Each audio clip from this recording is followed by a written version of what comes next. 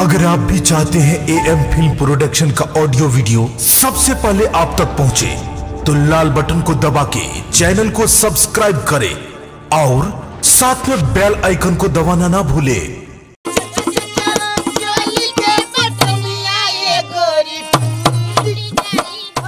क्या दुलारी? हम बोलू ना ये हम ओहने थी, हम तक क्या गोरा के कहने थी कथी के जे हम अपना बाप के एके गो लक्ष्मीनिया बेटी आ 100 जन गाछ के दू गो पलंग बना देने। एगो से हमने दू गो तोरा देना हो। हाँ। आ हमरा धिया पुता भगवान कौन कमी देने हैं?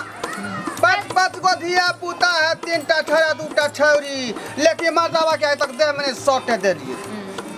आ ई छोरा सब जे कहते हमरा मुंह दिखा दिए त हम दिखा देबै। जब तक हम कहबै ये सुनै है आ उ कहते की कहै है तखन तक हम नहीं मुंह दिखा सकै छियै। अच्छा ठीक है, जेना दिखावे के होते से ये कहते सुनै। हाँ। अच्छा ठीक ये सुनै है हे की कहै है छरा है त कन पोछ दक ना।